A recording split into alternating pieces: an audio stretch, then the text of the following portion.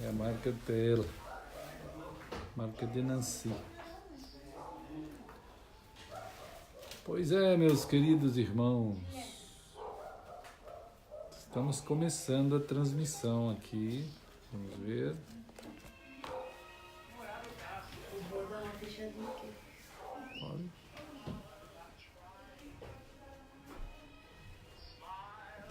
Boa noite, irmãos queridos. Boa noite a todos os amados que em todos os lugares estão agraciados nessa preciosa graça de Cristo, né? Estamos aqui ao som de algumas antigas melodias, E você tem que ir. conversando um pouco, músicas dos tempos em que haviam músicas. É verdade. Então, faziam músicas, né? O pessoal cantava mesmo. Hoje Então, não tem. Não. Então hoje está meio estranho como essa degeneração progressiva, né, vai seguindo. As pessoas vão mantendo as semânticas, as denominações, e aí você tem um nome que era usado antigamente para algo e que hoje já não é mais aquele algo, né? Mas que mantém o mesmo nome. Isso na música, isso nas artes, são as primeiras matérias a sofrer o impacto da degeneração, né? Olá, meus irmãos, irmã Gemima, irmão Melk, irmão João. Estamos começando as transmissões aos irmãos que estão aqui pelo Facebook, uma alegria em Cristo, né? É uma bênção em Cristo, nós, na mesa do Senhor, sendo alimentados pelo Senhor, onde Ele nos traz a sua, da sua vida, né, da sua graça. Irmãos no YouTube, em tantos lugares. Hello, John. Hello, how are you? João de Campinas, from. Então estamos aqui, estamos agradecendo muito ao Senhor por podermos seguir, né? Estamos avançando dentro da jornada da fé, né? Dentro dos campos do Senhor. Né? Estamos sendo conduzidos pelo precioso amor de Cristo. Pedimos a Deus que nos abençoe, meus irmãos. O Senhor nos abençoe a todos nós, irmãos, em tantos lugares. Graça e paz, graça, essa presença e essa condução, né? A Caris e Irene, essa maneira, Shalom, né? Shalom, a própria pessoa de Cristo que conduz a gente nesse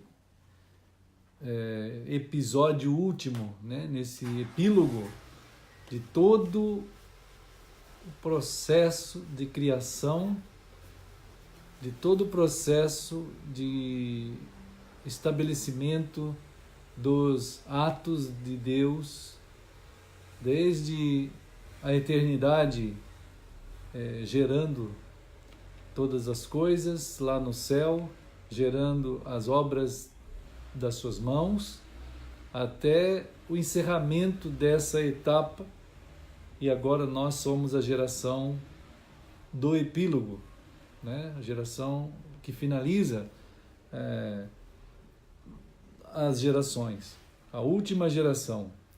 Quando Jesus disse que não passará essa geração até que todas as coisas sejam cumpridas, claro que a limitação da mente humana, ela questiona a fala de Jesus quando diz, poxa, mas aquela geração já passou, né? Mas quando Jesus usa a expressão, essa geração não passará, é essa última geração, né? É a geração última. A pessoa tem que se acostumar a pensar do jeito de Cristo, né? Pelo menos os cristãos, pelo menos, né? Pelo menos os cristãos deveriam se acostumar a pensar, não grego, não helenicamente, né? Mas do jeito de Cristo. Nem mesmo da forma judaizante, né? Principalmente essa forma legalista, não dá, né? Então nós precisamos nos acostumar com a direção da palavra, do Espírito, a nos ensinar a pensar da forma de Cristo, né? Então, quando ele fala assim, não passará esta geração até que todas essas coisas se cumpram, é isso, essa geração é essa última. A geração do milênio, não a geração milenial, como dizem aí, né? Essa turma sem noção que aparece por aí. Mas é a geração do último dia, escatológica, né?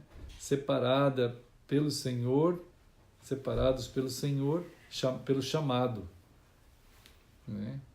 E feitos em Cristo. Pedimos a Ele que nos abençoe de tal modo que toque em nós, a tal modo que nós sejamos encontrados debaixo da figueira, né? Precisamos muito estar nessa condição debaixo da figueira. Oi, mãe! Ha! Como diz a Samirinha, galerinha de casa, se vocês estão aí, deem um like lá no canal do YouTube. Se inscrevam lá no canal. Depois que deem um like, toque o sininho, porque cada vez que a gente publicar alguma coisa, isso aí é bom pro canal. Recebe notificação, olha, publicou, isso aqui, né? Eu sei que cada vez que eu falo aqui diminui um lá no canal, mas eu espero que agora aumente. Acho que vai aumentar, nós estamos com 181. Né? Já tá bom, né? Não fiquem com medo. Mas olha, muito obrigado a todos que são inscritos lá no canal, graças a Deus. E estamos sempre procurando, em nome do Senhor, nós juntos, à mesa do Senhor, nos permitir estar recebendo a palavra do Senhor, né? Deus abençoe todos os amados irmãos, todos nós, de tal modo que a gente seja consciente da nossa identidade em Cristo, né? Que a gente seja formado pelo Senhor e estejamos debaixo da figueira. O que é isso, né? Estar debaixo da figueira.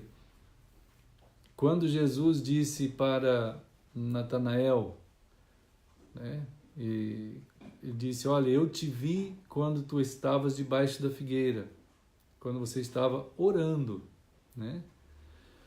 Então, deixa eu ver aqui. Aqui no Face também tem like. Maravilha! No Face tem like, é isso mesmo. Podem dar um like também no Face, né? No Face. Uma curtida. Podem curtir, é isso mesmo. Lá no Face é um curtir.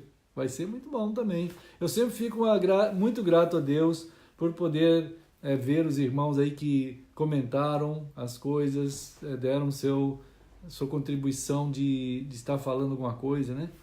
E em nome de Jesus, tem sido sempre muito, muito precioso ver todos vocês, nós juntos, à mesa do Senhor, né?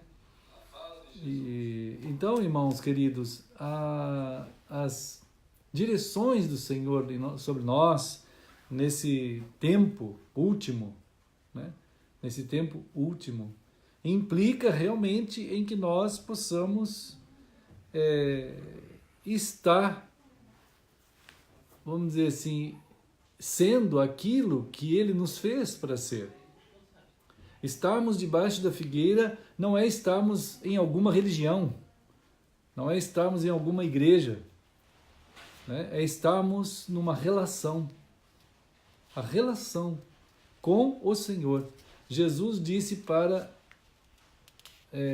Natanael: eu te vi quando tu estavas debaixo da figueira. Quer dizer, quando tu estavas orando, né? Orando, quer dizer, nós precisamos perceber que a relação com o Senhor, ela precisa acontecer na nossa vida o tempo inteiro, né? O tempo todo. Essa é a forma de vida que o Senhor preparou para os seus restantes, o seu povo, nesse último dia, para que a gente, de fato, consiga estar íntegros, sem feridas no sentido da estrutura. Nós podemos até ser feridos como os irmãos lá no início da história dos que andaram em Cristo. Muitos foram mortos, mordidos, comidos por leões, devorados, mortos de diversas formas, torturas na cruz, naquelas crucificações terríveis, né? Mas não são essas feridas aí, né? Jesus disse: cuidado com aqueles que... Não temam aqueles que podem causar feridas no teu corpo. Temam aquele que pode causar danos terríveis na sua alma, e também matar o teu corpo, mas além disso, ferir a tua alma, né?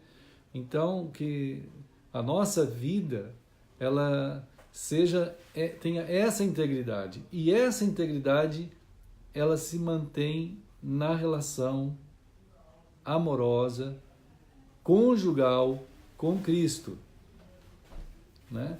Porque nós fomos gerados lá naquela cruz pelo amor. Nós fomos criados, gerados pelo amor. João 3,16 fala sobre isso, né? A relação se dá conjugalmente. Quer dizer, a relação com Cristo, ela é conjugal, ela é pessoa e pessoa. Ela é pessoal.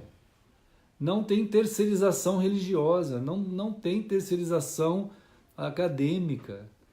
A religião, ela entra no cenário da humanidade, como hoje conversando com a Priscila, nossa filha, né? A Nancy está ali está a irmã Heloísa, e os outros irmãos daqui a pouco estarão chegando, porque estamos em meio a grandes trabalhos aqui na casa, né? Mas a Priscila estava dizendo assim: pai, a religião é resultado da genialidade de Satanás. Eu falei: é verdade, Pri. Isso é uma expressão correta, né? O diabo, ele tem uma genialidade. E ele consegue passar para a mentalidade do ser humano a necessidade de uma religião e não de Cristo. Não anulando Cristo, mas incluindo a religião, né? O que é absurdo, né? É um absolutamente sem nenhuma verdade nisso daí. E as pessoas que são mais frágeis, as pessoas que são mais voláteis, elas acabam comprando, assimilando essa ideia de que... Ô, meu irmão Daniel, firme? Amém. Estamos aí, né? Caminhando na batalha da fé. Então, realmente a religião, ela é uma resultado da genialidade de Satanás. A religião, os cristianismos, são resultados também da genialidade de Satanás, né? Então a gente tem uma forma de seduzir a mentalidade dos cristãos, né, que arrastou uma quantidade imensa de cristãos, né? A noiva de Jesus foi arrastada para um leito maculado das religiões e das igrejas. Então, incluíram, não anularam Cristo, não tirou, igual o diabo no Éden, né? O diabo no Éden não estava indo contra Deus. Ele estava falando que Deus estava lá, existia, normal. Só que o ser humano era capaz de fazer as coisas por ele mesmo, né? Nem mesmo o diabo estava dizendo que era para o ser humano seguir ele, diabo. Ele não é burro, não é tolo, né? Ele vai trabalhar de uma tal maneira que ele vai tentar colocar na mente do ser humano uma ideia, um anexo, algo que possa ser digerido dentro daquele diálogo e incluído junto com Deus. Junto. Então, isso é algo extremamente danoso. Vai ser um dano muito grande, né? Então, em João 3,16... Um vírus. Um vírus, uma coisa assim que vai parecer que não é, né? João 3,16 diz assim: porque Deus amou o mundo. Então, nós somos gerados pelo amor de Deus, né? Porque Deus amou o mundo. Então, porque Deus é amor. 1 João fala isso, que Deus é amor. Então, nós somos gerados pelo amor, por meio do amor de Deus. Por isso que ele fala assim: porque Deus amou o mundo de tal maneira que deu o seu Filho unigênito. Então ele menciona o meio do seu amor, que é o próprio amor de Deus Cristo, né? A pessoa de Cristo. Então a gente recebe aqui um quociente de revelação, que a gente chama assim na exegese mais profunda, em que ágape não é só um sentimento, não é só uma emoção. Ágape, traduzido de forma bruta, assim, né? Por amor, mas às vezes pode se traduzir por amor altruísta, aquelas coisas todas, o amor incondicional. Não tem nada de incondicional no amor de Deus, nada. Por isso que diz assim, o amor, porque Deus amou o mundo de tal maneira que tudo bem, cada um faça o que quer. Não, não é incondicional. É condicional, absolutamente condicionado a Cristo. Todos aqueles que nele crê, nele Cristo, né? Porque Deus amou o mundo de tal maneira, então pelo amor, por meio do amor, que deu o seu Filho unigênito. Quer dizer, só há um. Não há Pedro, não tem Maria, não tem João, não tem santo, não tem rituais, não tem denominação, não tem igreja. E aí exclui tudo. É absolutamente exclusivo e não inclusivo. O amor de Deus é absoluto, único, conjugal, para que nós tenhamos uma relação conjugal com Cristo. De tal modo que essa é uma relação conjugal que é igual, vamos dizer, recebe profeticamente nos casais uma função profética, os casais, porque eles se relacionam conjugalmente o tempo inteiro. E eles não precisam de uma terceirização de cartório, uma terceirização de nada. Eles são eles e eles só. Assim é Cristo, né? Assim é Cristo com a gente e a gente com Cristo. Então, quando o Senhor Jesus disse para o Natanael, ele falou assim: Natanael, eu te vi debaixo da figueira, quando tu estavas lá orando. Nós precisamos perceber o ato gracioso do encontro de Cristo, como se fosse um Éden ali, como se fosse o Éden, viu, irmãos? Ele não foi destruído com o pecado. Ele foi fechado, mas ele é aberto em Cristo. O Éden é retomado em Cristo. Ele não foi destruído, o Éden. Ele foi fechado. E ele é aberto porque o véu se rasgou. Aquilo que fechava o Santo dos Santos, aquilo que fechava o céu, aquilo que fechava o Éden, Abriu. E foi aberto em Cristo. Então, os lugares das delícias, dos átrios do Senhor, dos encontros conjugais que nós temos com Cristo, não contempla leito maculado de qualquer outra coisa, a não ser Cristo e Cristo só. Não pode ter igreja, não pode ter denominação, não pode ter nada disso incluído naquilo. É a mesma coisa que um casal. Precisa ser ele e ela e ele. É assim que é. É muito fácil de ver, né? Por que o pessoal fez? Aí a Priscila estava dizendo hoje, pai, a genialidade do diabo fez com que surgissem as religiões, as denominações, as igrejas. Eu falei, é verdade, Pri. É exatamente isso, é uma genialidade, uma mente genial, que trabalha com astúcia profunda, né? E que causa na cabeça do ouvinte uma ideia de que deve ser aquilo ali mesmo. Bastou simplesmente o imperador romano Constantino, no ano 313, começar um processo de inclusão do cristianismo dentro do modelo romano, que uma quantidade absurda de cristãos acharam que aquilo era cristianismo mesmo, que aquilo era de Cristo. Mas bastou isso, é pura e simples, é história pura.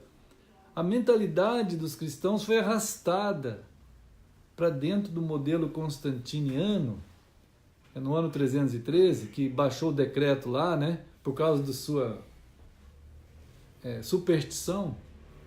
Constantino, em toda a sua superstição, afirmou que agora os cristãos não eram mais para ser perseguidos. Então eles tinham que ser acolhidos no Estado romano e, enfim, tem todo um jogo político sujo nisso, né? Aí, para a gente perceber, estudar ali na história, que fez uso disso o próprio imperador, porque ele viu nos cristãos, só um parênteses assim rápido, o Constantino viu nos cristãos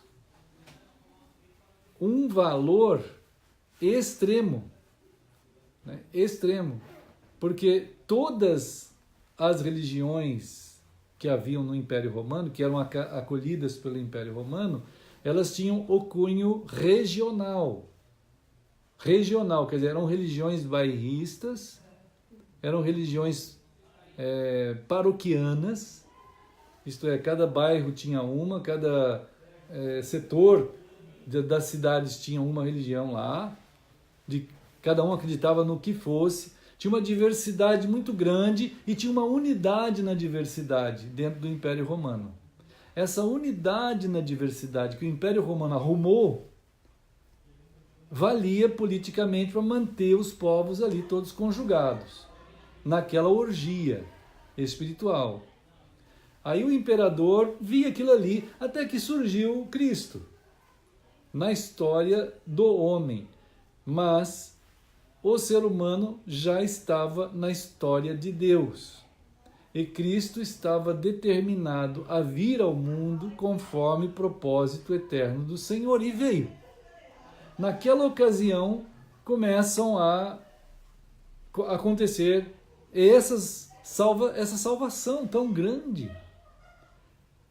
A salvação, a condição humana no seu estado mortal, né? Mortal, tão acostumado já com o estado mortal, que ele nem se dá conta direito do seu próprio estado. Ele se ajeita na caixa de laranjas podres da morte e vão ficando ali apodrecidos e apodrecidos até desaparecer, putrefatos, dentro daquela condição. A humanidade está assim, até que vem Cristo, né? E na cruz ele faz uma nova humanidade. O estado mortal humano, ele gera uma quantidade de acertos, que a gente chama hoje de zonas de conforto. Zonas de conforto. As zonas de conforto são aparatos construídos pelos seres humanos para minimizar a sua condição de pessoas desgraçadas, né? A desgraça minimiza um pouquinho se você tiver uma zona de conforto bem legal, onde você possa comprar carro, comprar casa, comprar roupa, ir para supermercados, ir para shoppings, e fazer uns passeios, ter um dinheiro, coisas assim. Aí as pessoas vão ali ficando naquela condição um pouco mais calmas, né?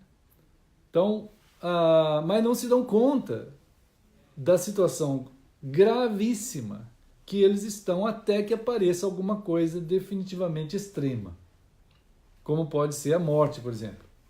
A morte do pai, a morte da mãe, a morte do irmão, a morte da irmã, a morte de alguém amado, da família. Aí a pessoa sofre um impacto, que tudo que ele possui na zona de conforto não responde àquilo. Aí ele fica assim, mas o que é isso? Ele fica impactado, assim, ele não sabe, né? Porque a morte é cotidiana, e é tão extrema e cotidiana que a pessoa vê a morte algo que não tem solução. Algo que não tem solução. Está ali, ele está acostumado com aquele negócio, embora ele não fale disso. Ele sofre o impacto extremo da morte e aí então ele não sabe o que está acontecendo. Tudo é tirado. A morte é algo tão extremo que tudo é tirado da pessoa. Tudo. Tudo. Tudo é tirado da pessoa e tudo é tirado dos outros. Aquilo tudo que alguém estava vivendo com aquela pessoa, acumulando tudo durante 10, 20, 30, 50, 80 anos, é tirado de repente, assim, acabou, né? E as pessoas ficam estupefatas, elas ficam impactadas de uma tal maneira e atribuem à morte, então, uma existência, uma realidade, como se fizesse parte da vida. Mas extrema de tal modo que não tem resposta para aquilo ali, né? A quantidade de mortes que continuamente são experienciadas pela experiência humana, né, chega a tal ponto que faz emudecer as pessoas. Elas emudecem. A quantidade é muito grande. Todo dia morre gente. Como disse um rapaz outro dia na fila do banco, que nunca viu morrer tanto gente, tanto vivo. Era muita gente morrendo. Todo dia. Aí o pessoal ficou assim, nossa, tá morrendo vivos, né? Então é uma coisa assim, meio tétrica, né? Uma piada meio estranha. Mas era uma realidade. Claro que só vai morrer vivo, né? Mas a qualidade da morte, conquanto seja em grande quantidade, ela é limitada. A própria morte, ela mostra que ela é limitada, né? Porque ela limita. Ela é limitada em si por estar ali naquela condição, aquela morte, acabou, limitou, né? A morte é uma limitação em si mesma. Mas é tanta a quantidade, no entanto a qualidade é ruim, né? E a vida que Jesus Cristo veio trazer na ressurreição é uma ação só. E em um momento só. Mas a qualidade desse um ato é tão extremo e tão grande que ultrapassou toda a morte. Todas as quantidades de morte que possam haver, porque ele ressuscitou. E está vivo. E todo aquele que nele crê, não pereça, mas tenha a vida eterna. E essa é a qualidade que vence a morte, que Cristo veio trazer. Então, por amor, foi nos dado também a vida de Cristo, na ressurreição de Cristo, que foi uma. Enquanto a morte são milhões e bilhões acontecendo. Mas então a gente percebe que a quantidade não implica em qualidade. A quantidade pode ser uma quantidade absurda e de morte. A vida é de um só, em Cristo, a ressurreição.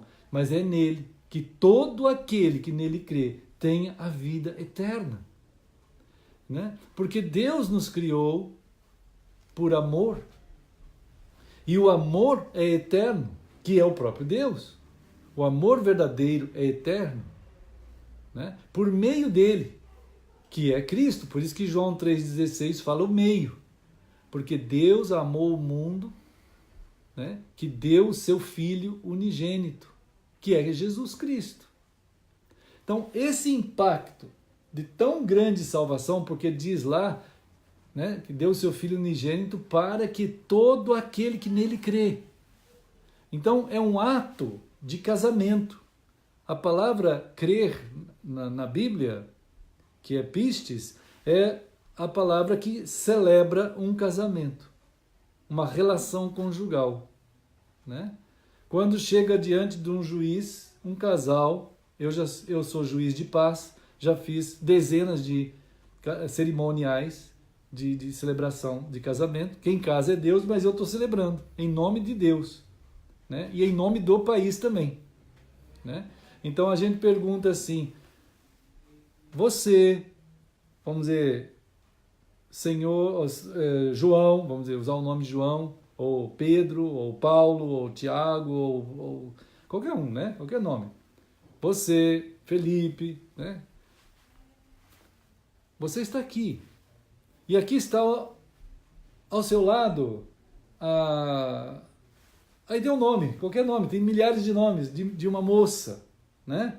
Aqui está o nome, ela. Vocês estão aqui fazendo o quê? Vocês estão comparecendo perante uma autoridade da nação e perante uma autoridade diante de Deus, porque vocês estão querendo fazer o quê? Vocês querem se casar? Eles vão dizer assim, você, Felipe, ou você é o homem, marido aqui, né? Noivo, quer recebê-la como sua esposa? Aí ele vai dizer, sim, eu quero. E você, mulher, quer recebê-lo como seu esposo? E ela vai dizer assim, sim, eu quero. Para que todo aquele que nele crê, é um crendo no outro, estabelece o maior e mais santo e sagrado vínculo que existe na história da humanidade. Maior que qualquer vínculo que exista é o casamento. Foi assim que Deus começou a contar a nossa história. Irmãos queridos, irmãos, Deus começou a contar para nós a nossa história. Ele falou assim, pessoal, Moisés, senta que lá vem a história. Não, né? Moisés, eu vou contar como é que foi tudo. Como é que foi, Senhor? Foi assim, ó. Eu fiz o universo inteiro. Eu fiz com cuidado amoroso. Ele tem todas as conexões e ligações centradas de tal maneira para possibilitar a vida daquele que eu vou fazer a minha imagem e semelhança. Aí ele fez o universo, fez a terra como ponto de encontro do amor de Deus com os homens e dos seres humanos entre si. Né? E aí ele começou a contar a história, dizendo, eu fiz com amor o homem e a mulher. E ele começou a contar a nossa história a partir de um casamento que ele fez. Já pensaram? Que maravilhoso cuidado de Deus em mostrar que nós fomos feitos pelo amor, por meio do amor e para o amor, para amar, né? Nós fomos feitos assim, amorosamente criados, amorosamente unidos pelo primeiro ato para o ser humano que é contado para nós é o casamento. A nossa história é contada assim, né? Primeiro ato é para sabermos que nós juntos, homem e mulher, nós vamos experienciar uma experiência única de que de fato o amor ele é real quando ele olha para o outro. Ele aponta para o outro. Né? Adão estava só ele e numa condição tal que faltava. Ele tinha o Deus, ele tinha toda a criação, mas algo estava faltando.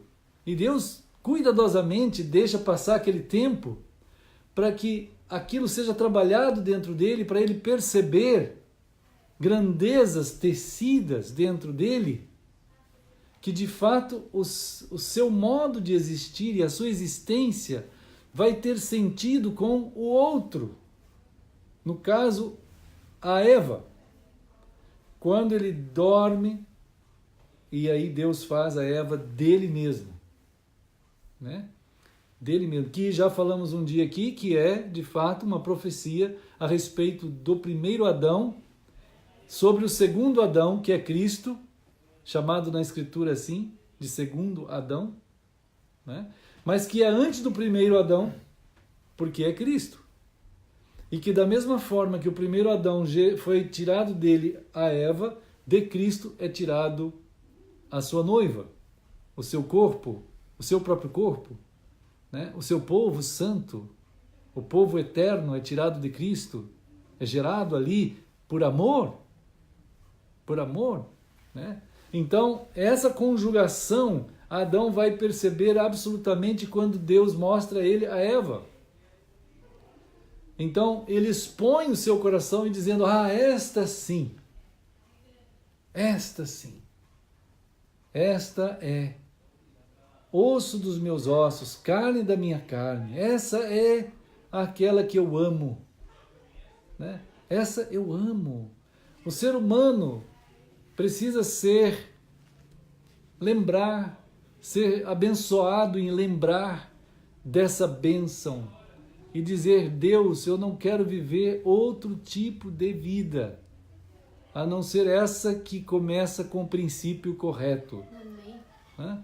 Jesus disse isso, ele falou ali numa questão entre os judeus sobre casamento, Jesus disse em Mateus 19, Jesus fala assim para eles, será que vocês nunca leram? Será que vocês não leram? Então, os judeus, doutores da lei, conhecedores da Bíblia,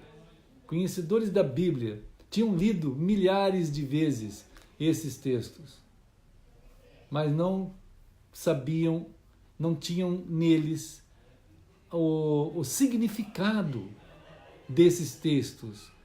Eles liam algo e faziam outra coisa totalmente diferente do que leram. O ler era apenas um exercício acadêmico, era a criação de uma religião genial que Satanás conseguiu pôr na cabeça deles, né?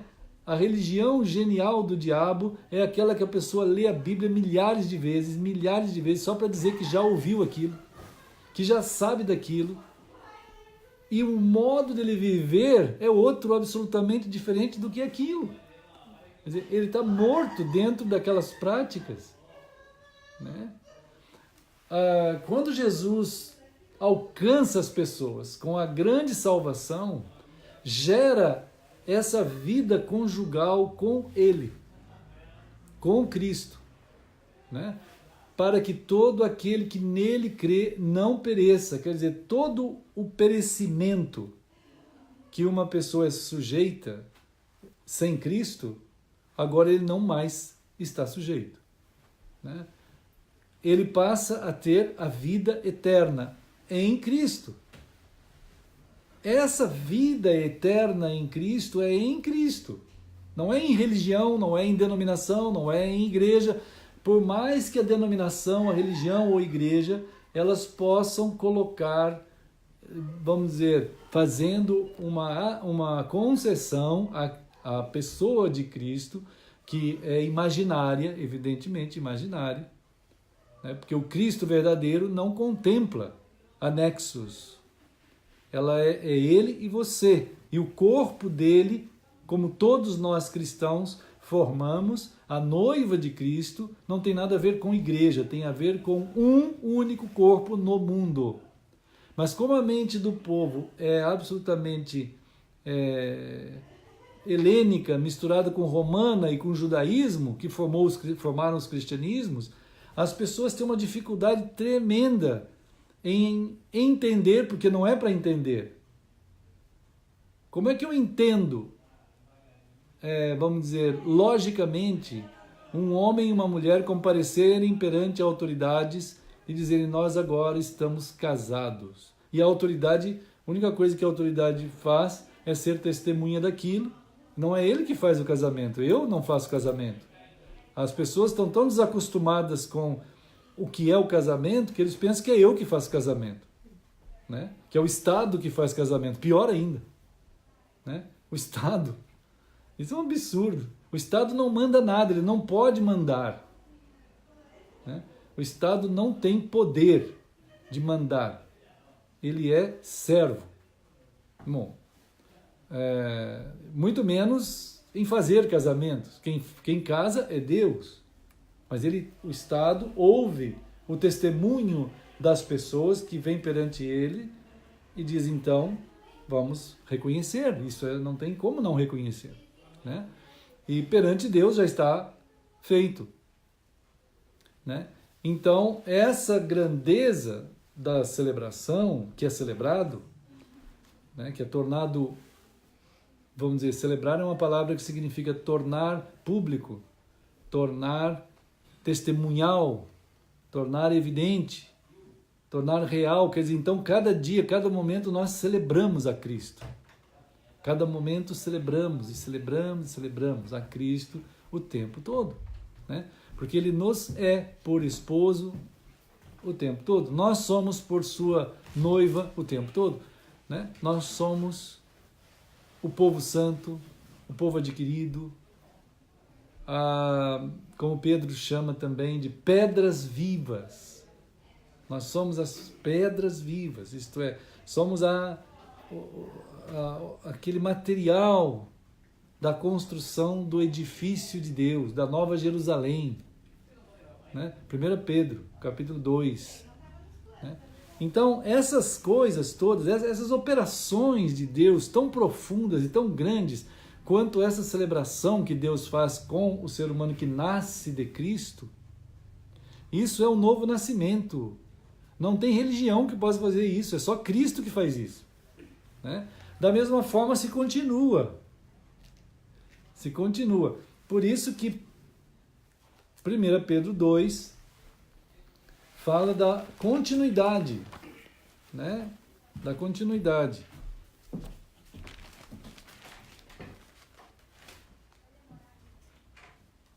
Lá no 1 Pedro 2 diz assim, ó, versículo 5. Vós mesmos, como pedras que vivem, isto é, há uma continuidade.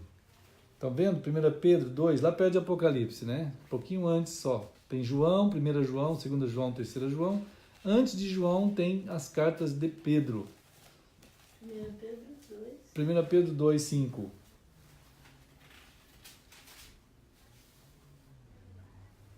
Também vós mesmos, como pedras que vivem. Quer dizer, nós devemos ter a percepção pela revelação do Senhor, né? Pela pessoa que nos fala na profundidade que isso é, que somos de fato pessoas em existência, pedras que vivem, em existência, em continuidade, né? Em continuidade.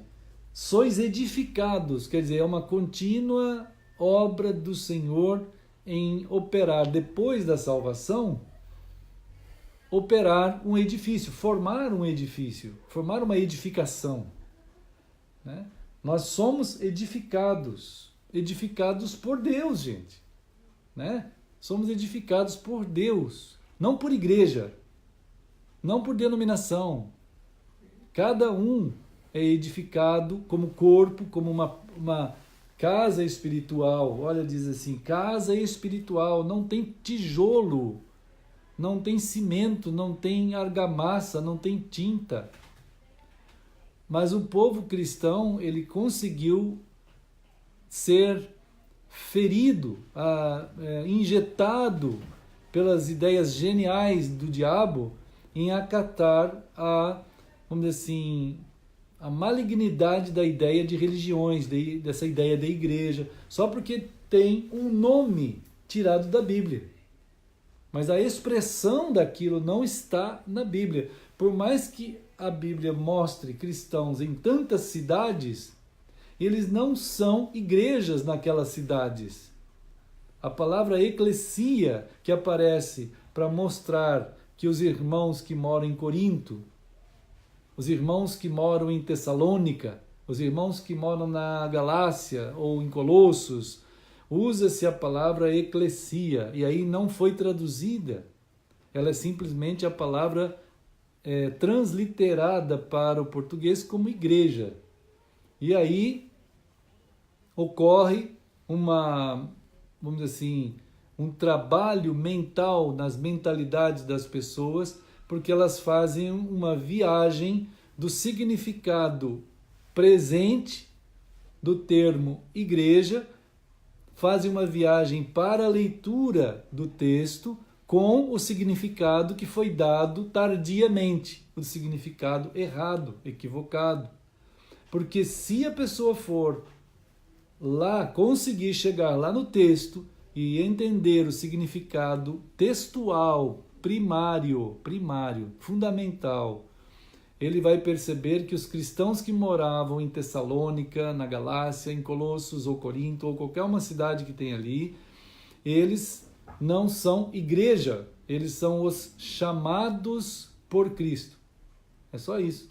Eles são os chamados por Cristo que moram em Corinto, chamados por Cristo que moram em Tessalônica, chamados por Cristo que moram em Corinto, ou Tessalônica, ou Colossos, qualquer cidade, né? Mas todos os chamados formam um único corpo.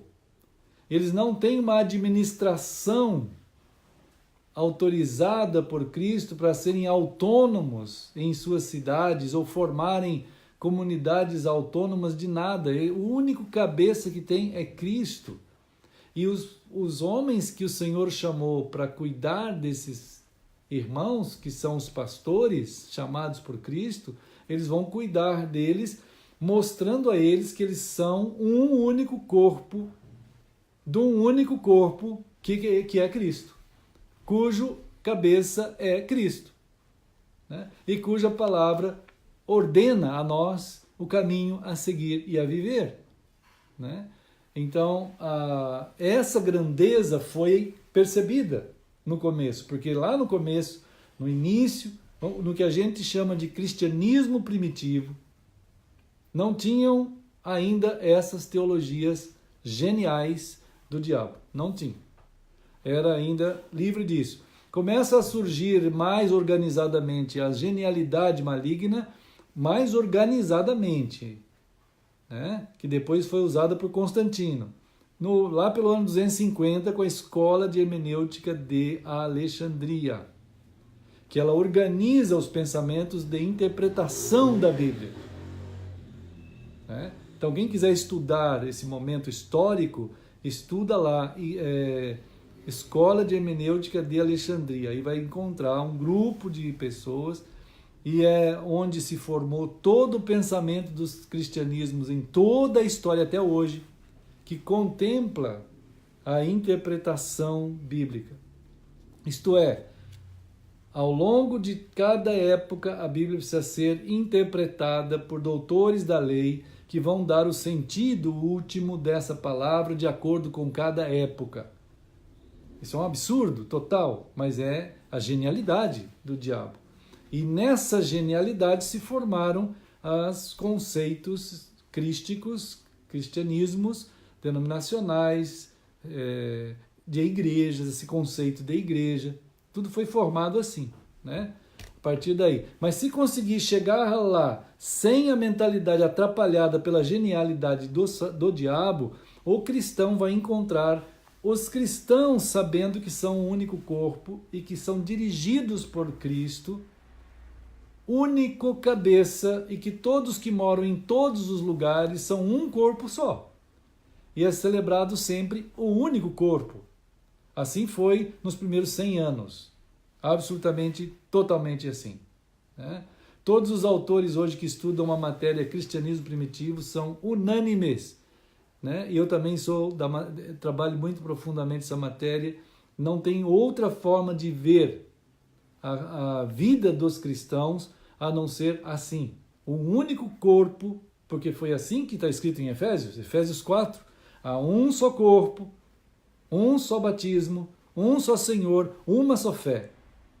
Essa grandeza, eu quero chegar agora de volta, onde nós tínhamos começado um pouco atrás. Essa grandeza, o imperador Constantino viu.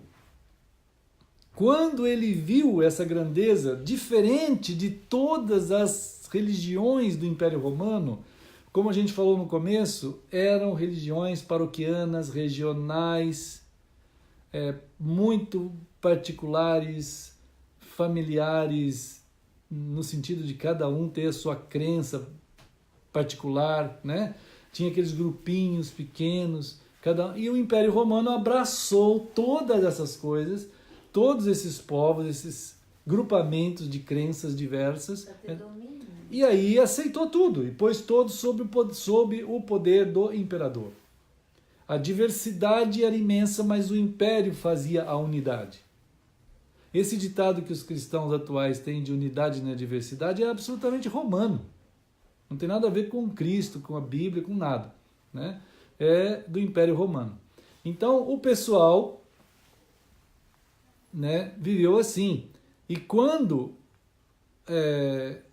o imperador percebeu o Império Romano como império em uma degradação progressiva e que estava em falência, ele contempla os cristãos que são um único grupo, irmãos.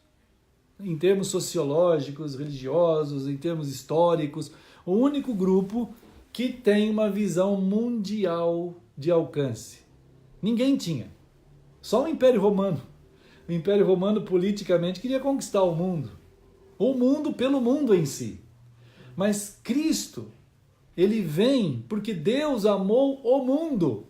É da parte do coração de Deus alcançar o mundo. O ser humano quer salvar o perdido. Ele quer salvar. Deus quer alcançar e salvar o perdido. Né? Então, essa busca de tamanha dimensão está no coração do Senhor. Ele não quer formar um império na terra, porque há um reino no céu. Há um reino no céu. E só que esse reino do céu, ele vem para a terra, em Cristo, para as pessoas poderem entrar nele, através de Cristo, que é o único mediador entre Deus e os homens. 1 Timóteo, né, no capítulo 2, diz assim. 1 Timóteo, capítulo 2, é muito simples, é muito fácil e muito revelador, de revelação eterna. Ele diz assim, deixa eu ver aqui, tem alguma... Deixa eu ver, Maria, oi, todo mundo aí, ó, deixa eu dar um oi, né? Meus queridos Jason, turminha, Pedro, olha, hoje não tem a turminha, as criançadas não estão aqui hoje, né? O Samuel tá lá, né, Daniel? Miguel, e também o Pedro, a Esther, a Manuela, o Gabriel, né? Todo o povo tá para lá, mas estão juntos, todo mundo ligado. Olha aqui, ó, minha mãe, João, deixa eu ver o que mais. Ó, Ivan, né? Ivan Zenum. Deixa eu corrigir aqui uma coisa. Semana passada eu pensei que o Ivan Zenum era o Ivan Melo. O Ivan Melo é o meu... Tem dois, né?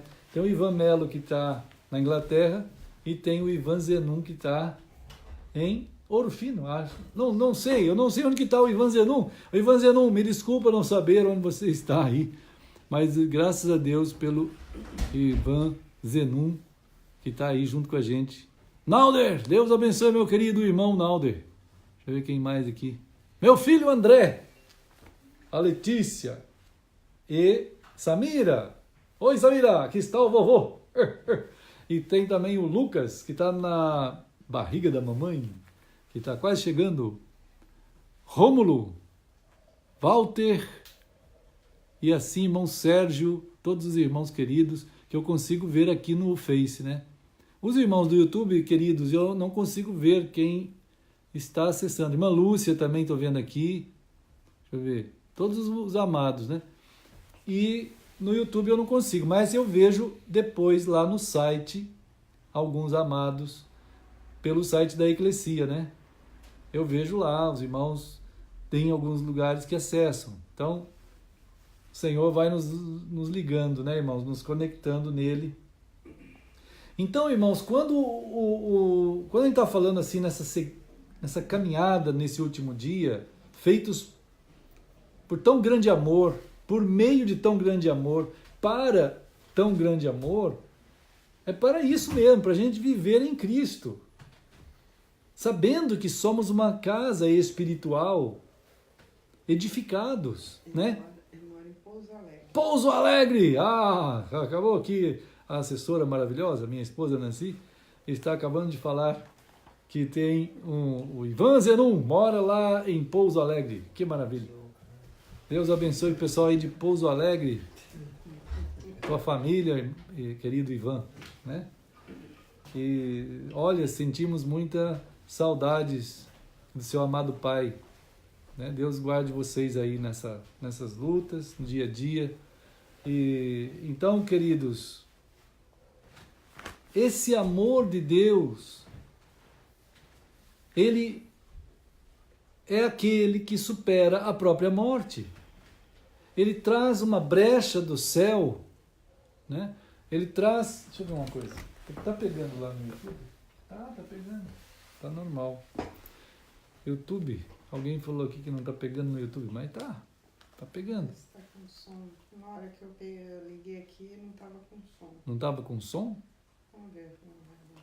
Alô, ó, irmão, só um rapidinho. Vamos pensar aqui. Sempre dá uns negócios, alguns problemas, viu, irmãos? Mas vamos ver se tá dando certo aqui. Deixa eu ver aqui. Peraí. Alô? Som. Alô? Alô? Alô? Alô? Aqui não tá ao vivo. Não tá ao vivo? Não tá ao vivo. Não está ouvindo. O que será que houve? Olha, irmão, sua conexão está instável. Estamos tentando reconectar. Que coisa estranha, né? Que incrível. Olha, irmãos, tem algum problema no YouTube mesmo. Não, tá, o Felipe foi lá ver o que está acontecendo. Tenta parar e iniciar de novo. Sabe que eu tentei fazer? Tá mesmo. A internet tá passando só risquinho. Lá em casa também tá fora do ar. Que estranho. Bom, tudo bem, né? Acontece. Claro, né? Claro. Irmãos queridos, só um pouquinho, tá? Eu estou tentando reconectar o YouTube. Coinonia, parte 2. Vamos ver se vai dar. Vamos ver se vai dar. Eu não sei, já estava dando uns probleminha mesmo, né? Que estranho, né? Bom, nós temos sempre essas batalhas, né? Temos sempre essas batalhas. Não há problema. Vamos continuar firmes. Vamos ver se vai agora.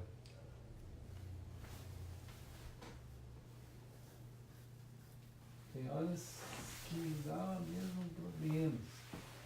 Vamos ver. Vamos ver se vai agora. Mas estamos orando para que tudo isso seja superado, né? Que a gente consiga superar essas... Foi? Superar essas situações estranhas da tecnologia.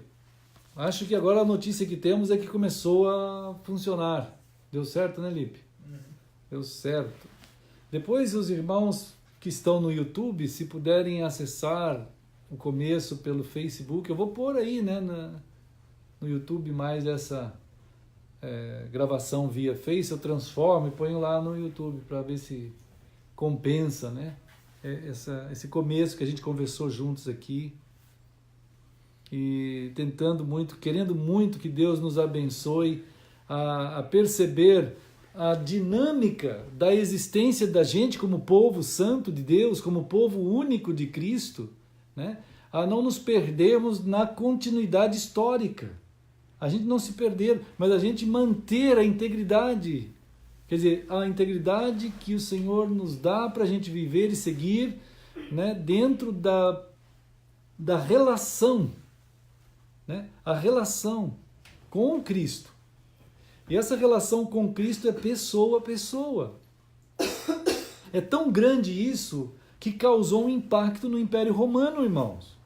Então, quando o imperador Constantino percebeu que o único movimento dos seus dias que tinha uma qualidade que até então não existia no mundo, em termos de grandeza, de potencialidade muito maior até do que o Império Romano, porque há uma potencialidade na política.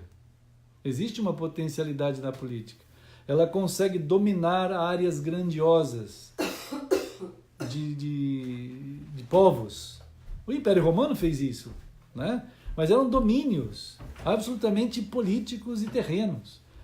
Mas ele viu em Cristo, naquele que era perseguido, por mais que fosse perseguido, a absurda contradição para a mente de um romano em tentar entender como é que pode crescer um negócio desse. Como é que pode crescer? A gente matou o líder. Mas mesmo matando o líder, continua crescendo, porque existem provas que surgem cada dia mais e mais de que esse líder não morreu. Quer dizer, morreu, mas ressuscitou. Não está morto, quer dizer, né? Não está morto. Ele morreu e ressuscitou. Então é algo... Se a morte já é um impacto terrível, como é, e ela é mesmo um impacto terrível, a ressurreição é um impacto bendito muito maior. Muito maior. Não tem nem comparação. Enquanto um é morte, o outro é vida. Enquanto um acaba com tudo e corta todo tipo de relacionamentos, Cristo mantém os relacionamentos eternos. É algo impressionante. Que é isso? Que a pessoa parte daqui para o céu e não perde a memória de nada. Ele não se esquece de nada.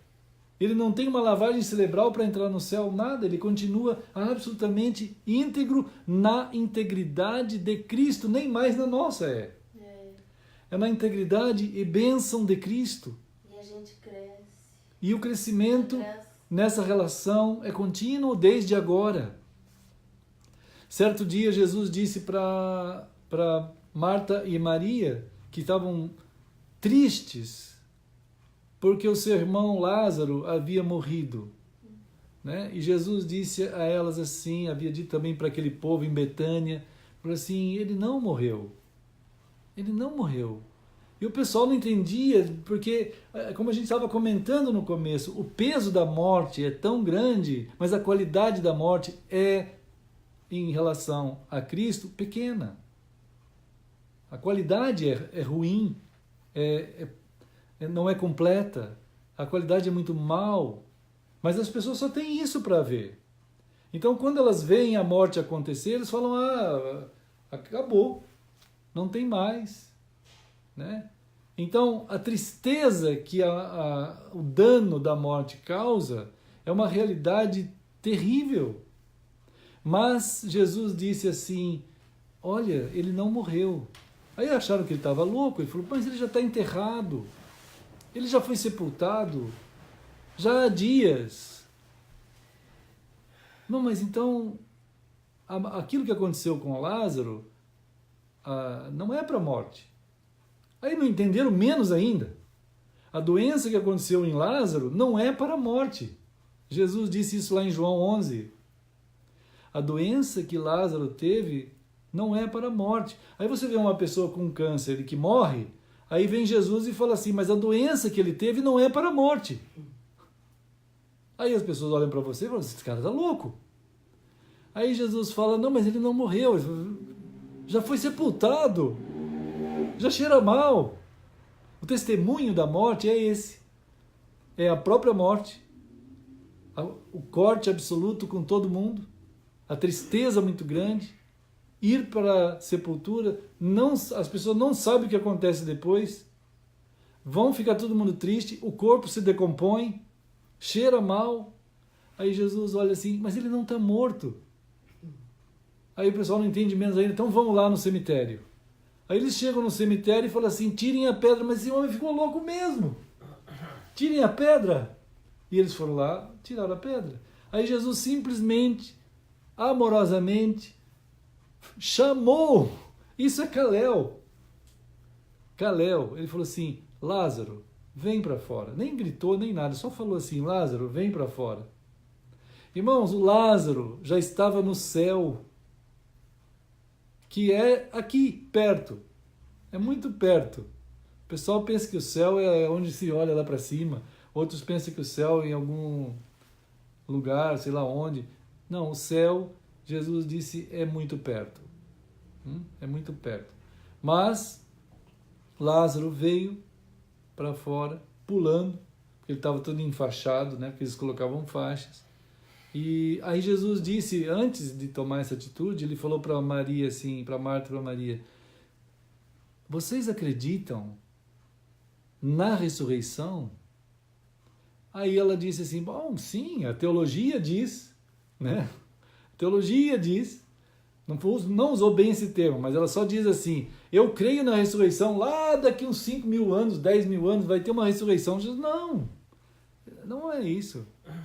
Eu estou falando na ressurreição, que eu sou. Jesus fala, eu sou, fala para ela, eu sou a ressurreição e a vida. Aquele que crê em mim, ainda que morra, viverá. Ainda que a morte não tem a última palavra. Mas essa questão, ela não tem o visual, vamos dizer, da morte. A morte tem um visual de quantidade imensa.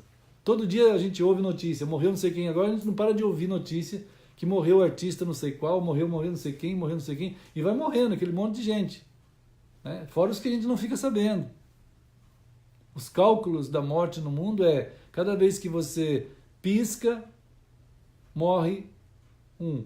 Cada vez que você pisca de novo, nasce 2. Morre um, nasceu 2. Morreu um, nasceu 2. Morreu um, nasceu 2. Então, é um negócio assim, né? Você vai fazendo um cálculo. É uma coisa absurda, né? Então, é assim que é.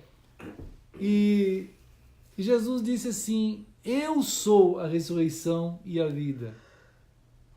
Então, a ação de Deus em Cristo é tão grande, e que a pessoa olha para trás e fala, mas isso foi há 2000 anos. Não, isso não foi há 2000 anos. Isso é o que é. Eu sou, quer dizer, Jesus é a ressurreição e a vida. Ele é aquilo que ele é. Não tem tempo nisso. Não existe tempo. Em qualquer época, qualquer pessoa que for alcançado pelo chamado de Cristo, ele vai ter a ressurreição e a vida. E Jesus ainda disse assim, então eu vou chamar o Lázaro. E chamou o Lázaro lá da morte, porque ele não estava morto. Né? O Lázaro veio. Já o outro rico que tinha morrido na parábola do rico e do Lázaro, né? Porque a parábola é uma forma de dizer uma realidade através de uma parábola, diferente de uma metáfora. Né? Mas a parábola representa uma verdade. E é aquilo que Jesus quer contar, que aquele homem que havia morrido, que tinha um enriquecimento particular tão grande de tanta coisa, conhecia tanta coisa, sabia tanta coisa, tinha tantos recursos, mas quando ele partiu daqui, ele não tinha Deus, não tinha Cristo. e ele estava no momento, no Hades, que é um lugar chamado na Escritura, não de inferno, não é inferno. É que as traduções primeiras, elas não são fracas, não são fracas. É um lugar de aguardar o juízo. Ele está ali, na sua integralidade, lembrando de tudo, lembrando da família, lembrando de todo mundo. Sem Cristo, está aguardando o juízo que já está sobre ele, a sentença. Ele já é réu, ele só aguarda a sentença. João 3, Jesus fala isso. Eu não vim para condenar o mundo, eu vim para salvar, porque o mundo já está condenado. Né? Então Jesus quer salvar as pessoas da sentença de condenação que o ser humano tem por carregar dentro de si um veneno tão grande dessa morte, dessa condenação, chamado pecado, que só Cristo pode tirar. Então aquele homem lá no Hades, ele fala assim, mas eu tenho minha família lá na terra, eu não quero que eles venham para cá, eu tenho 5 irmãos ainda, eu não quero que eles venham. Quem sabe, né, se tu, Deus, mandar alguém voltar lá para falar com eles. Não é assim, ninguém vai voltar. Ninguém, eles têm a minha palavra, que eles ouçam a minha palavra. Né? Então, o impacto da salvação de Cristo, ela é tão grande, é tão imperativa a vida sobre a morte, que houve essa vitória na ressurreição de Cristo, e realmente Cristo ressuscitou e vive, e as pessoas então, por mais que fossem ameaçadas pelo império, por mais até que fossem mortas, né, eles não tinham muitas zonas de conforto para ir meio que vivendo a vida assim meio tranquila e sossegada. Era uma ameaça contínua, constante. Nem sempre eram presos, mas era sempre uma ameaça. Né? Mas mesmo assim, por que eles iam seguir alguém logo nos primeiros anos depois da morte e ressurreição de Cristo? Por que eles iam seguir alguém que tinha sido condenado e morto e não tinha valor algum para o império? Nem conhecido era direito. Tanto é que uma das lutas maiores para a gente encontrar documentos dos primeiros 30 anos depois de Cristo é muito difícil. Na verdade, a gente não tem. A gente tem documento, tem algum documento direto dos cristãos? Não tem. A gente vai ter documento dos cristãos no ano 60, as primeiras cartas. Né? Tem algum documento que mandamos outro dia para os irmãos do ano 45, que alguns cristãos estavam sendo julgados, né, pelo imperador, por aquelas cidades, e eles mandavam cartas. Mas é muito difícil.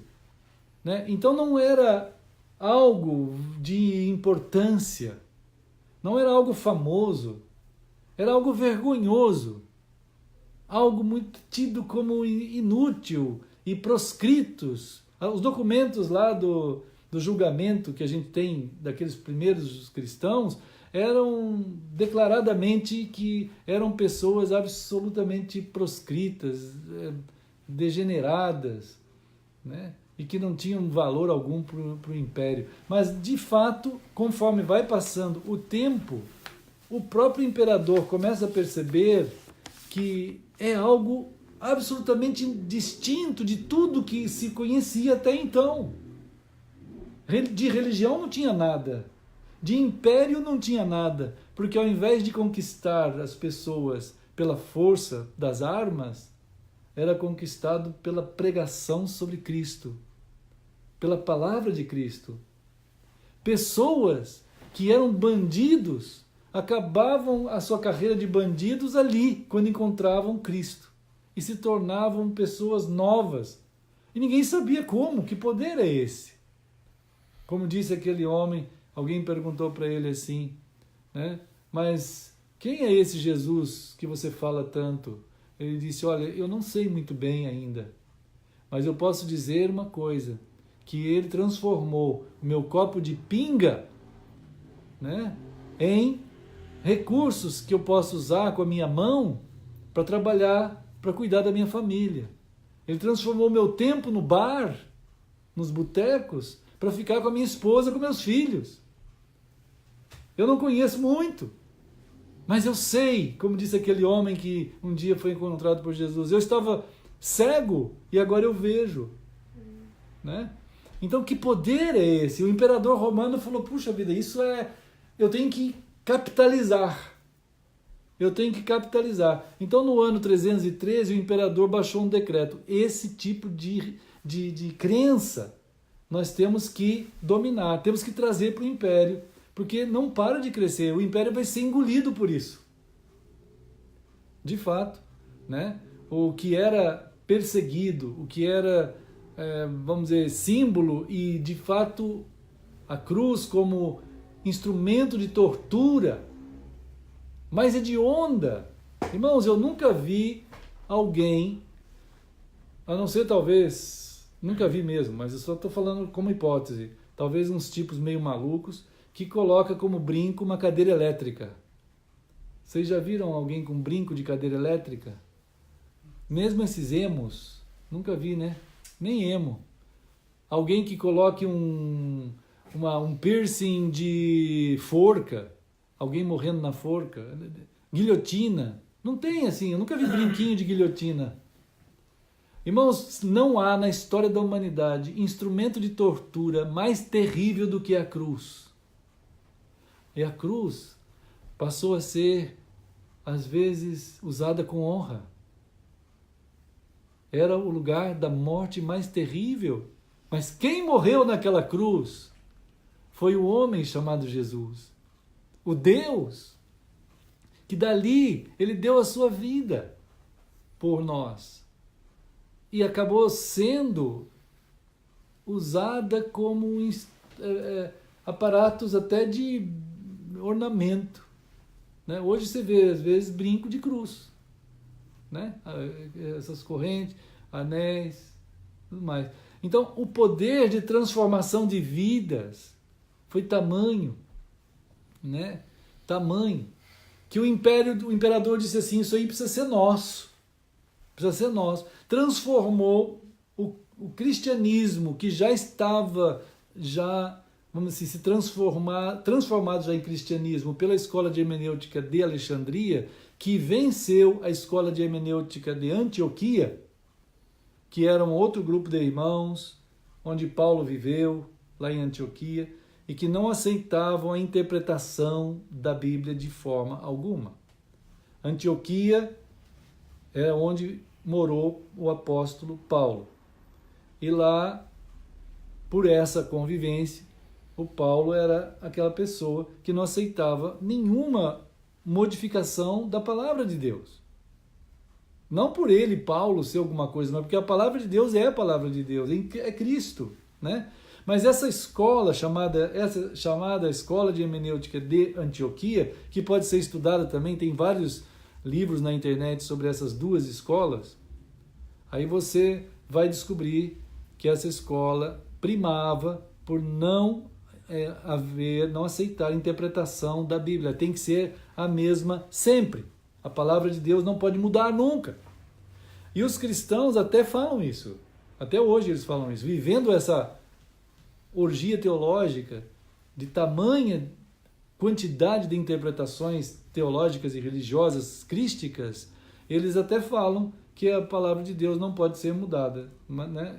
É incoerente absolutamente. Mas o imperador, aproveitando do impulso da escola de hermenêutica de Alexandria, traz para dentro do império e decreta no ano 313 a cessação, quer dizer, tem que cessar a perseguição aos cristãos, e a partir de agora o Império Romano também aceita os cristãos. E já decretou a primeira construção em Milão do primeira catedral cristã, né? No ano 314, Catedral do Duomo, tá lá, quem quiser ver vai lá, quem tem que ter um dinheirinho para ir até lá, aí vai, entra lá e vê. Mas o fato é que o imperador começou com essa percepção do crescimento de algo que ele não conseguia entender como é que era isso. Ele falou, puxa, isso é impressionante. É um poder que eu não consigo entender, mas eu vou captar para dentro do meu império. E aí é que gerou, mais ou menos pelo ano 400, 450, por aí, vamos dizer assim, a transformação ou a travestização do Império Romano, que o pessoal diz que acabou, não acabou, ele só mudou de nome, ele passou a ser chamado de Igreja Católica Apostólica Romana.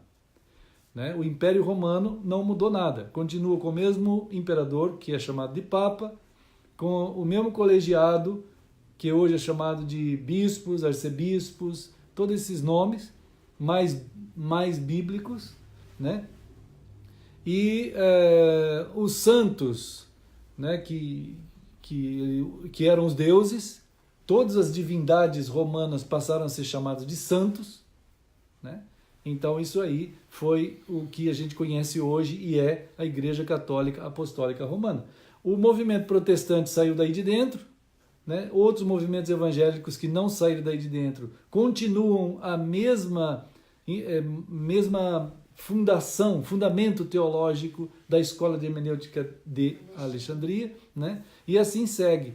Agora, o povo do último dia, né, irmãos? O povo desse último dia, Jesus diz aqui em Apocalipse, no capítulo 2, Apocalipse 2, como também já vimos em 1 Pedro 2, né? Sobre o edifício que somos, né? O edifício.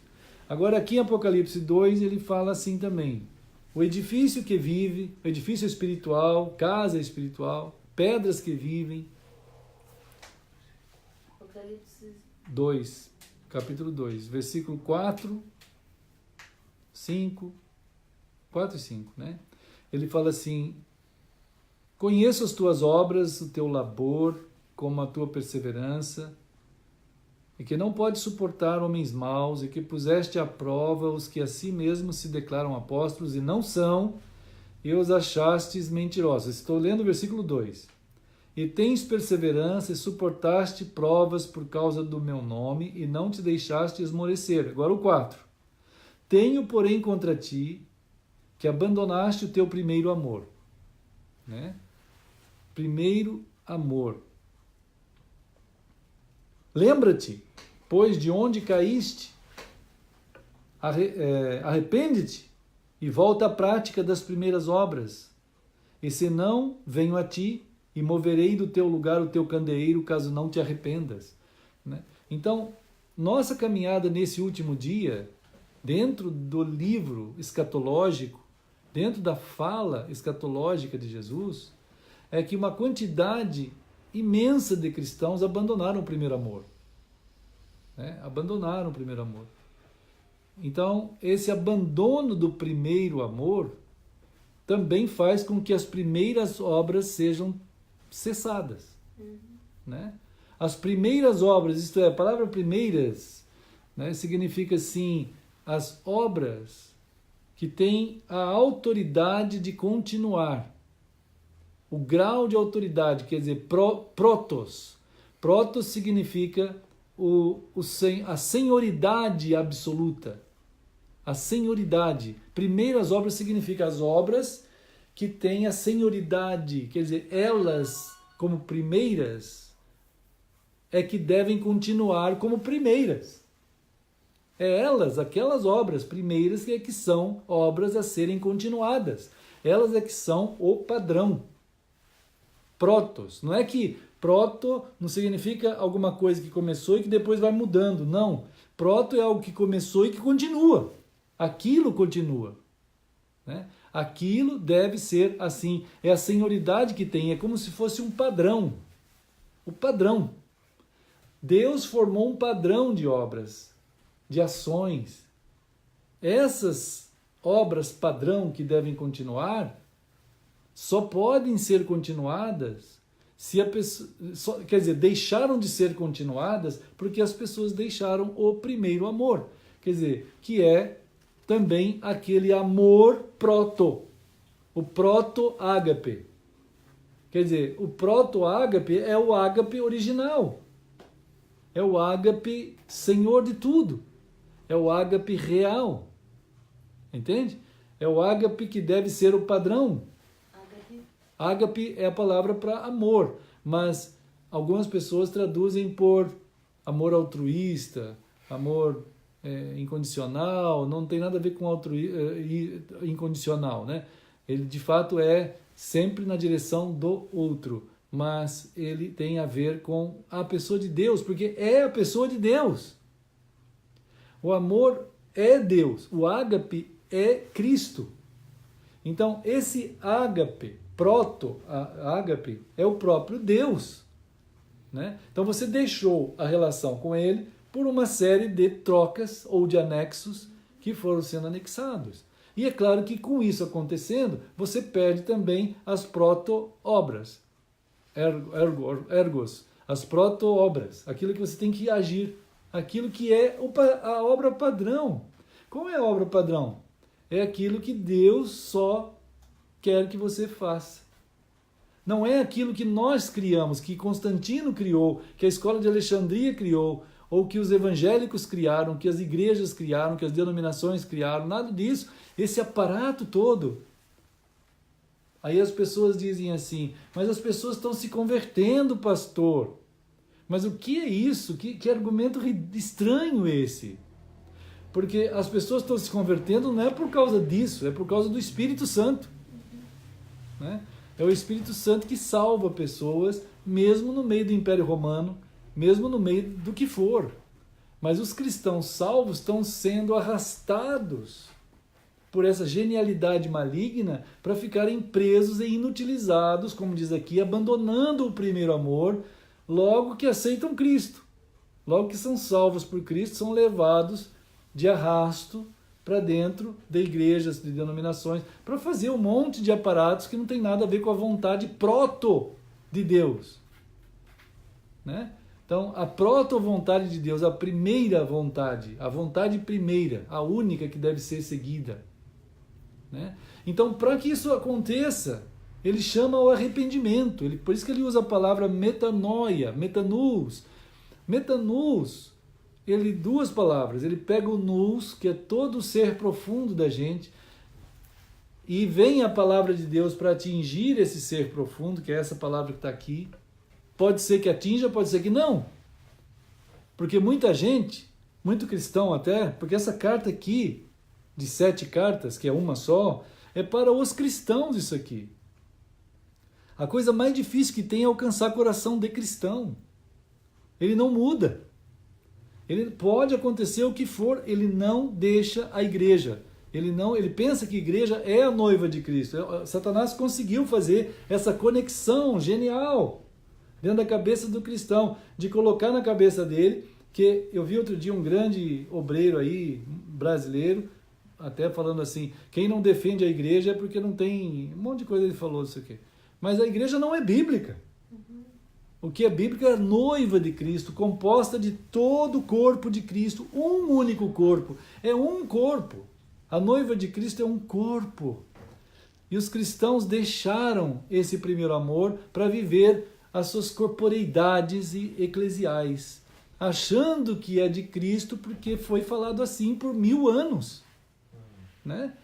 Então, o que é necessário acontecer é que o nous que gravou isso, em outro lugar a Bíblia vai usar a palavra memória, né? Mas nesse sentido, você tem que pegar o teu nous com as tuas... Ele vai usar aqui mesmo, lembra-te. É a palavra memória. Você tem que trabalhar o teu ser profundo, onde as gravações estão lá. As gravações, e tem que limpar aquilo ali, porque está errado. Você tem que limpar as memórias. A palavra aqui é bem memória mesmo, no grego, assim, né? Então você tem que limpar esse... Deixa eu ver se eu marquei aqui a palavra. Acho que eu até marquei, mas tudo bem. Né? Mas o fato é que você tem que limpar esse ambiente da tua memória. Como que limpa a minha memória? Pegando esse ser profundo teu e dispor a voltar para aquilo que a palavra de Deus está te chamando a ser. Mas isso é algo, eu preciso estar debaixo da figueira. Eu preciso ter o meu lugar em que eu me encontre com o Senhor todo o tempo. Porque nossas memórias, irmãos, elas são atingidas por uma quantidade de informações o tempo inteiro, o dia inteiro. Nunca teve uma época na história que isso acontecesse tanto. Tanto. Então nós precisamos fazer algo de estar debaixo da figueira também, bastante. Todo dia. Eu preciso arrumar horários com o Senhor. Eu preciso estar com o Senhor. Porque se eu não der esse jeito, uma quantidade absurda de argumentos vão tomar a memória. É claro que algumas vezes você tem condições de rejeitar alguns pensamentos. Mas se você não tiver cuidando de guardar nas tuas memórias a partir de uma disposição mental, o nous, de estar mudado, conectado. Você tem que querer conectar com o Senhor, como Natanael. Então, cada um de nós precisamos ter momentos. E olha, irmãos, a coisa mais a luta é muito grande para a gente parar, ainda que for 5 minutos. Por isso que Jesus aqui no capítulo 3, versículo 20, ele fala assim: eu estou à porta e bato. Se alguém ouvir a minha voz e abrir a porta, Apocalipse 3:20. O crente não abre a porta para Jesus de jeito nenhum. Essas portas profundas. Eu entrarei em sua casa e com ele cearei. Lembra dessa palavra, cear? Que a gente pensou junto outro dia aqui. Quantas vezes nós ceamos por dia? Aí uma vez um escritor disse assim: Deus poderia ter feito a gente para a gente comer uma vez por ano só. Né? No dia do aniversário já estava bom.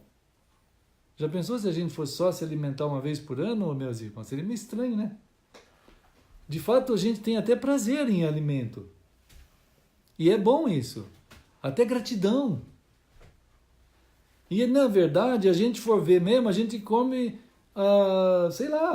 café da manhã, vamos dizer. Café da manhã, almoço, café da tarde, janta e uma coisinha de noite. 5 vezes. Tem gente que no meio disso ainda come algumas coisas. Né? Às vezes está, sei lá. Então, cear. Cear significa alimentação regular, contínua, constante.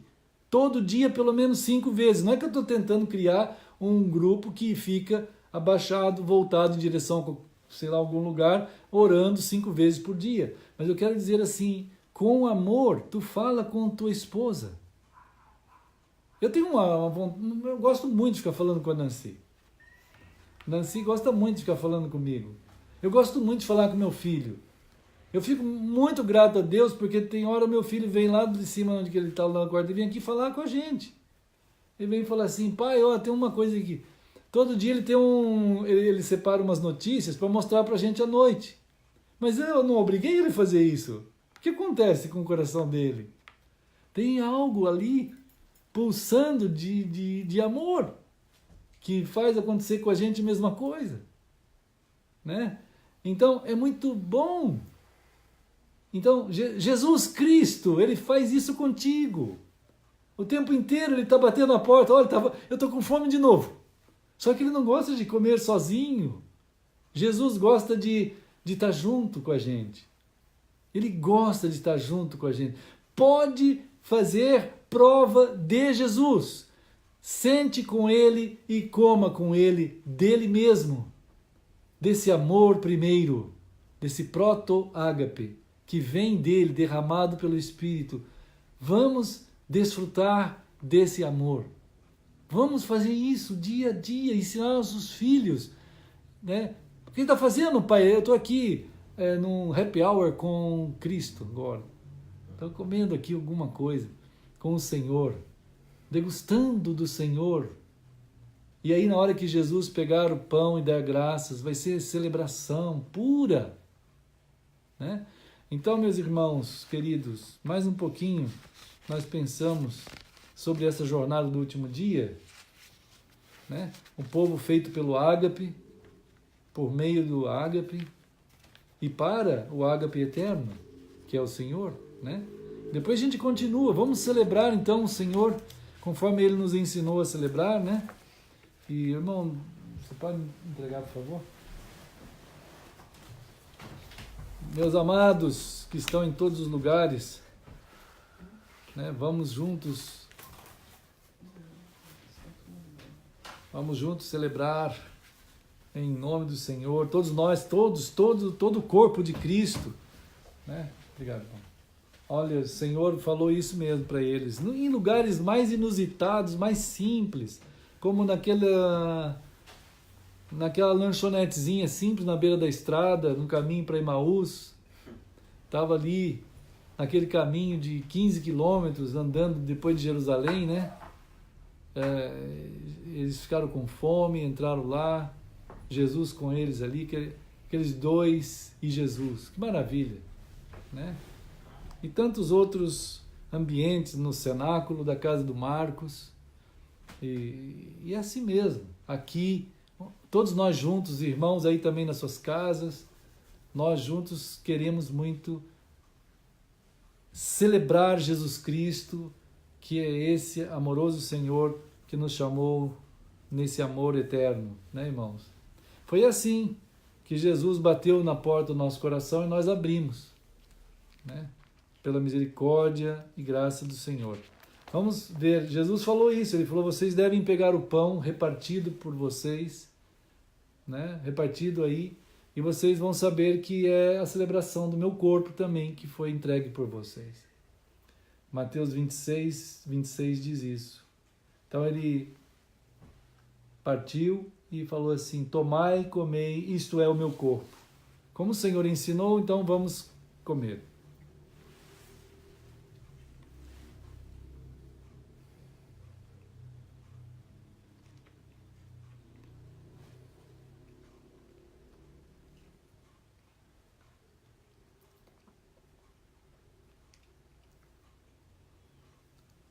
Querido Senhor, nós celebramos como o Senhor nos ensinou amorosamente a fazer assim, nos deu a graça de celebrar o que o Senhor fez lá na cruz, gerando o teu corpo, o teu povo, a tua noiva, o povo santo, a nova Jerusalém, enfim, Senhor, nos deste este privilégio, essa honra, e agora nós assim fizemos, todos nós, que estamos aqui diante de Ti, na mesa do Senhor, ceando do Senhor, em nome de Jesus. Amém. Irmãos, o Senhor também pegou o cálice, diz a palavra, que aí então tem a celebração da cruz e a celebração da sua vinda e da nossa entrada no céu. Quando ele disse assim, que o cálice, o sangue dele, é o Novo Testamento eterno, que nos dá essa filiação, esse perdão, essa graça de sermos alcançados nessa aliança eterna. Também nos aponta para o dia da vinda do Senhor, quando nós celebramos também agora, como que de fato afirmando profeticamente que esse dia chegará, é amanhã, como diz a palavra, né? E que ao mesmo tempo também, depois da vinda do Senhor, nós estaremos entrando no céu com o Senhor e celebrando. Então é uma profética celebração agora do que nós estaremos em verdade fazendo no céu amanhã também, né? Da mesma forma que ele disse para aquele homem do lado da cruz, hoje estarás comigo lá no paraíso. É assim nós celebramos que vamos estar com o Senhor, né? Como ele ensinou, vamos fazer.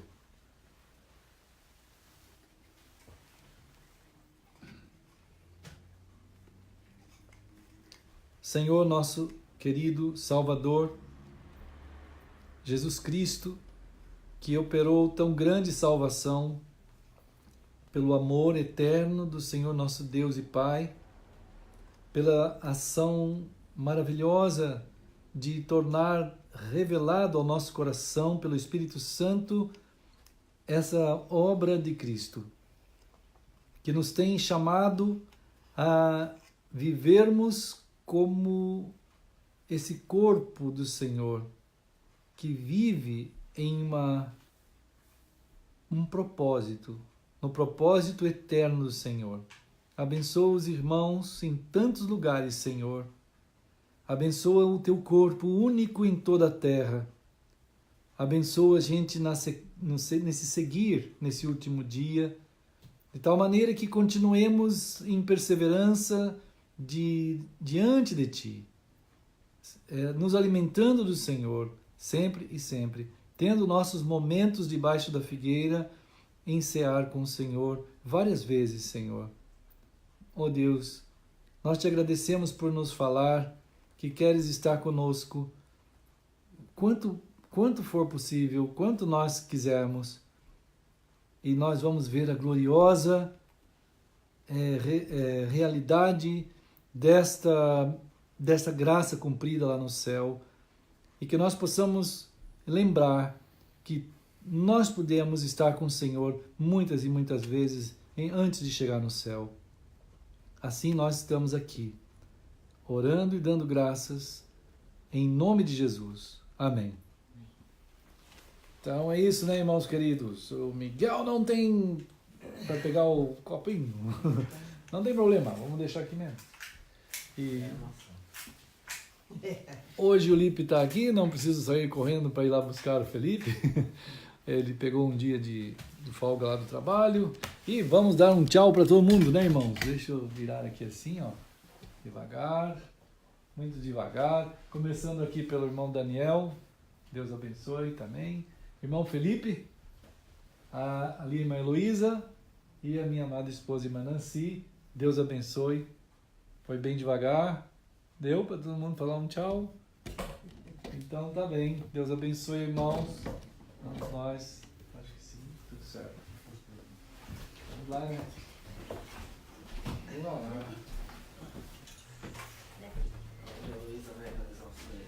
Hoje é Heloísa.